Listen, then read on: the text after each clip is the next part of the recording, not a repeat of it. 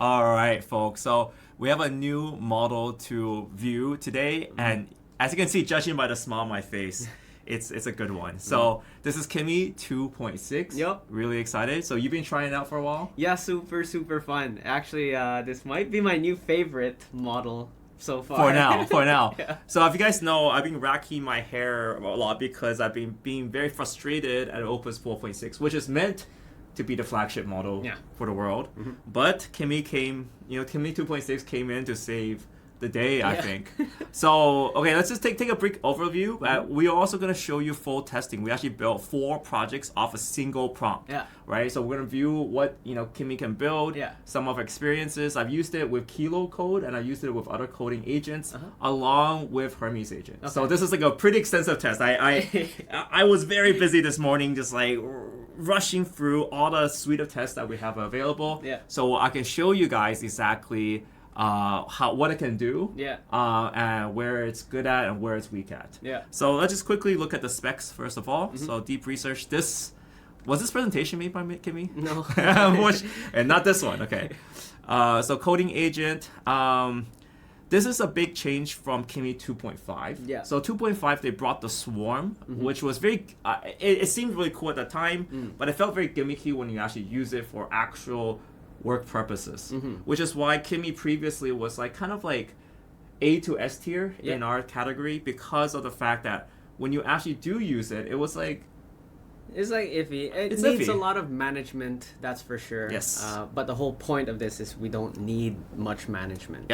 You want something that does the job, all right? So the whole point of Kimi 2.6 is to fix all the problems in 2.5.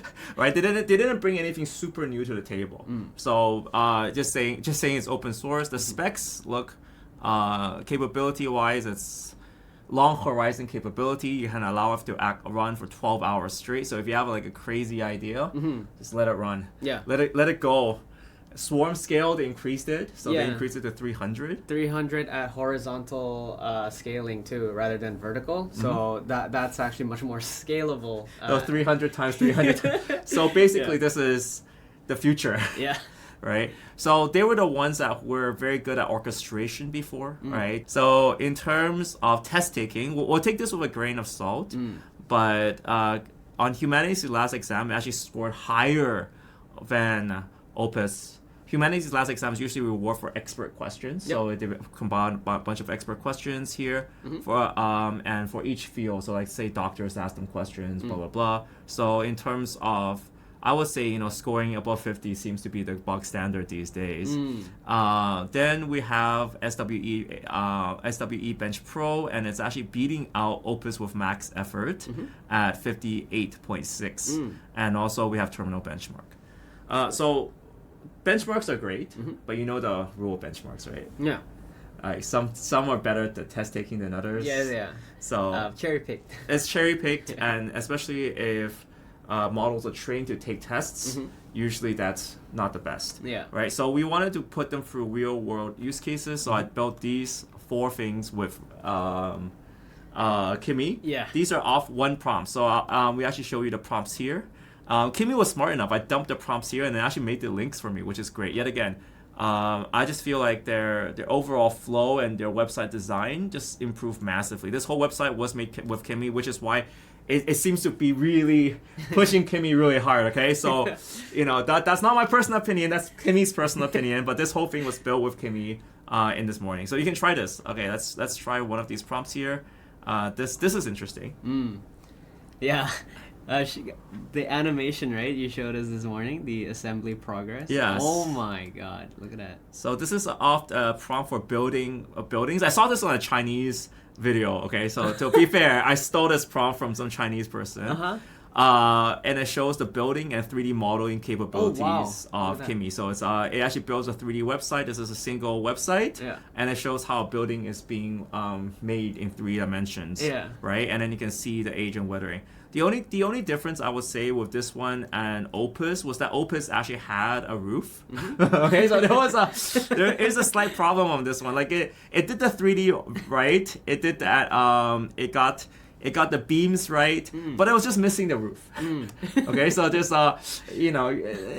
it's maybe indicative of how you use Kimi, but just maybe one final check you want to make sure. Yeah. So with these prompts, I generally copy these, and you can run them yourself. And why I open this up is because you can try this. So this is animation of based on an ancient building. Okay, user uploads Chinese building. Actually didn't upload this, to be honest. Okay, all right, I'll be honest here. I did not actually upload, and then output to a single HTML file. It generates this in 3.js. So these are using 3D capabilities, and it actually has to understand and assemble this together. So it's actually not an easy one. Do you want to play the next game? Yeah, Neon Drift, right? Neon Drift. Is Space Shooter. This Space is Shooter. One of our favorites of testing if a model is good at one-shotting a game, right? Yep. So one thing you have to remember is sometimes the models don't get the projectiles right. So the projectiles actually work for this, and enemy damage actually works. Aye. So this is yet again single prompt, and it. Ooh, the movement's a lot smoother. The movement is actually smooth. I actually figured out that like I think each. And your weapon upgrades too. Wave 2. Yeah, I'm shooting more projectiles. Yes.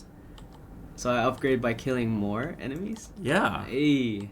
Oh my god, it's getting harder. It's getting harder. So, yet again, these are the simple tests. Remember back in the day when models didn't actually get this on the first try? And then, a lot of times their projectiles seem to bug out and it leaves a trail. We saw that bug happen with Opus, actually. So, I think this is okay. The only thing that I don't think it did very well, I said use as much physics effects as possible, and it didn't do that. So that's the only difference I would say with this game versus the other games that it has. And then there's a slight animation bug. I see for some reason where you're firing missiles is actually different from where the spaceship is. So I'll say a little bit of fine tuning. It's just like the first one where the cap on the building is not made, but it's almost there. You just need 1 or 2 prompts to prompt it. But I do have to say that there was no additional prompting for this. So the game actually ran right off the bat. Yeah, look at that. The weapon is firing from that line over there. Yeah, from that line. So it seems to be some bug there. But that being said, if you actually watch the videos where we made games in the past, usually you require one prompt to say, hey, this game doesn't work super well. I'll compare it to the GLM. This one was made by GLM 5.1, and it obeyed the physics effects a little bit better. But that being said, I'm not going to deduct any real points for this. I feel like for a single prompt game, it's not bad. And the prompt is actually, I would say, very vague. And this is done intentionally. Or you can say I'm lazy. Not say it's intentionally, right? Yeah, so this prompt was very, very simple. Make a space mini game with some space shooter, but look futuristic and have lots of physical effects and make it look flashy. So it ran that off very well. And I would say it's comparable to GLM. And recently we did the same one for Opus. For some reasons, Opus regressed to a point where I don't know what happened with Opus. This is Opus' one, but you can't move. So you can actually see that when you're making games, you actually have to make sure that there's a game controller. You have to make sure that there's projectiles. You have to make sure that we can fire. It says F to fire on the Opus made game, but for some reason it can't fire. So Opus obeys some instructions when it comes to the effects, but the game itself was not really made that well. The controller and the planning was not done as well. So this is the same prompt, right? So same prompt, but we got different games with different models. Okay. Next one, let's test out this one. This is Voxel World. This is Minecraft. It's basically Minecraft. Yeah. All right, here. A bit laggy at first, but the details is surprisingly similar to the Minecraft game. Yeah. So this is yet again Minecraft. I asked it for explicitly for crafting. Let's see. Can you open E? Oh, you can craft. Craft cobblestone. Okay. But the crafting is not really like what we want. Like I was thinking more like, okay, bash some trees and craft. So I think it's yet again tuning the prompt rather, but it did understand how to build the world. There's definitely optimizations needed for the world, but it did procedurally generate a world for us. I hit spacebar. I'm just going deeper. Oh. We broke the game. Some tuning needed on this one. This was probably the hardest one, and I just wanted to test the 3D capabilities of this one. For business work, there's a Kanban task board. Yeah. So a lot of people, they want to plan out and make dashboards with AI models, and this is the Kanban task board. So this is a more work-related task, like hello world, or not hello world, hello world there. Start the tasks. Okay, you can see the task show up, and then let's see if we can drag it. Okay, so yeah, I can drag it around. Oh, okay, that's cool. So you can task track and then reset. Let's see if that reset works. Oh, but it has the hard-coded elements inside. This was more towards programming, program side, hosting side, and general testing for that. The last one I would say is crypto intelligence. You want to try this one out? Yeah, sure. Oh, wow. So something that's interesting about the Kimi plan that I would say is that it actually does have live data feeds. So I gave it, say, hey, just collect the data from whatever sources you have available. And Kimi, by default, they actually have a intelligence as part of their Kimi plans. Let's actually bring that Kimi plan up for you guys here. So these are the plans that they have. So what's kind of interesting here is that once you get to the $31 plan, you have professional data from finance, world economics, World Bank. So it's actually interesting for finance use where they already include that as part of the package. Yeah. And before going further as well, I do have to say how this was generated was I used Kilo Code actually, because Kilo Code supports this natively. So let me log onto Banner. And then I'll go on Kilo, CD Kimi, Kilo. All right. So, all right, there you go. All right. So this is quite clear. So this is how we built all of this. So you can actually scroll up a little bit, and this is it's okay. Maybe not scroll through everything here.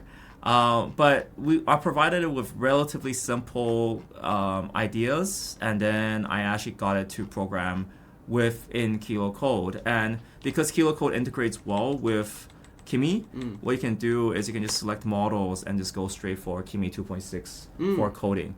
Just one special note as well when you're setting this up, make sure you do it for Kimi for coding when you're part of the coding plan. This is still our recommended way of using this because the way that Kimi works is that these coding plans are pretty generous, and instead of just pay per play, you can pay per play, but the models actually help you quite a bit. Yeah, I noticed that the difference between Allegretto and Vivace is the same, but more usage here. Yes. So this is definitely super helpful for beginners because they can just start off with the Allegretto, not actually recognize the value in this. And if I notice I'm hitting my limits more often, then that's when I would increase.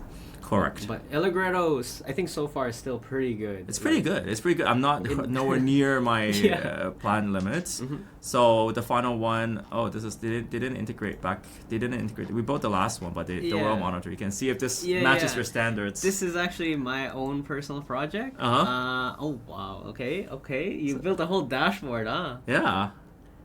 Okay, tech intelligence, SAMP, some parts here not loading. Yeah, so it takes a while to load. So yet again, this does not have any cache set up, but it does. It's actually pulling the data off live, because I told it to use. Says I actually explicitly said in the prompt, since you're Kimi, why don't you pull the data from live for me? So this is actually indicative of two things. So one is that okay, sure, it can do something like this. Yeah. Second is that it is a bit slow. Yeah. Okay, if you want to pull it off live, so the next thing you probably want to do is set up a cache system. Yeah. Where it doesn't pull off all the data directly, and you save it up so you show the user the data immediately. That's really cool. Are there any additional costs from Kimi pulling the data live, or it's part of? From my understanding, no. Okay. So I'll show you and by the way, I'm gonna put all of this on the live website. So it's I'll just put a link down below so you guys can check it out. And then actually wait, it doesn't actually show me. So it should have linked up the last one. Okay, so world monitor. But the command for it was relatively simple. I was like, I just said, hey, make a world monitor for me, so monitor current events, right? Yeah. It's not rocket science. And these are really easy to build and really easy to test out. I've done this. I've also done it on a current data, like a current project, and it seems to work quite well. So this will take longer to test for current projects. For building new projects, with all these models is actually really fast and easy. But if you want to test on existing code base, it does take us a little bit of time to review that properly.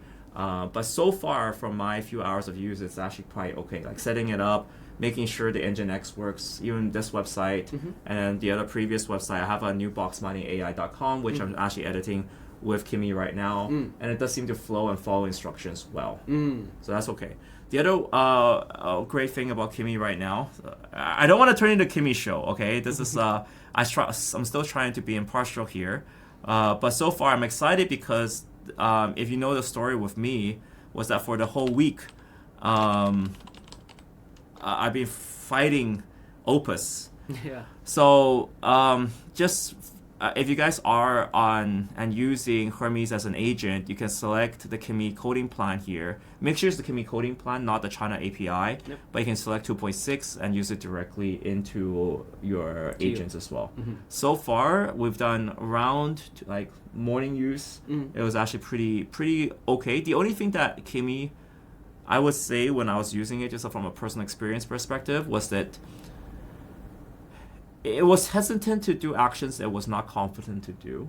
That's a personality trait that I haven't seen in Opus. Opus will always try to YOLO something. Yeah. But Kimi would say, hey, look, I'm not this person. But I'm like, you are. Don't worry about it, For some reason, it didn't recognize its name. Oh. Yeah, it was very weird.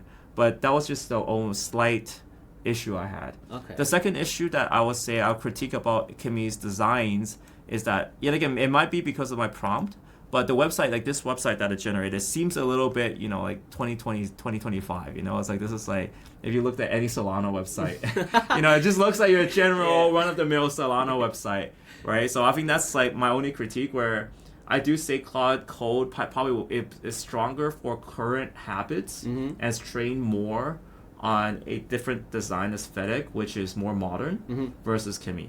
But those are like, if you're using for tasks, that doesn't matter, right?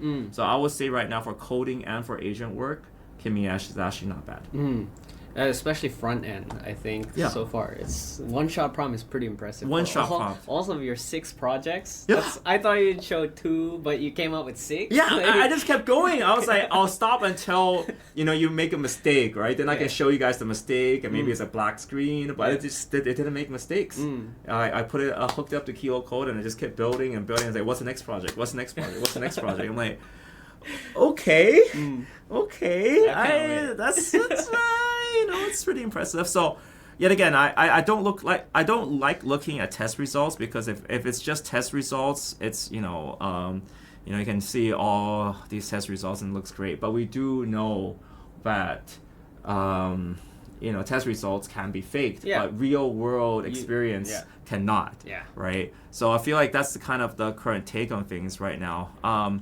It's actually very interesting how Kimi also built this in terms of, actually look at the cost as well. The cost is actually generally very competitive on OpenRouter, but I do have to say that the plans are better if you're using it for long term. So it's the first time I would say I would recommend Kimi over Opus.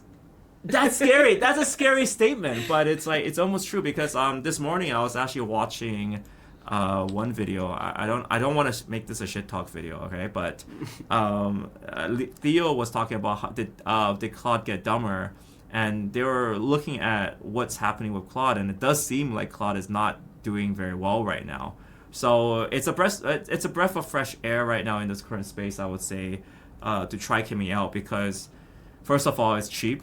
The coding plans are pretty generous, and it doesn't degrade, at least for now. Okay, we'll review this over time. I mean, this is the first day of launch. I know some people had beta access, so it's a little bit different. We did not have beta access. We're not priority. Can we make us priority next time, okay? So we don't have to rush these videos. But that being said, 2.6 does seem to outperform what I think Kimi usually performs.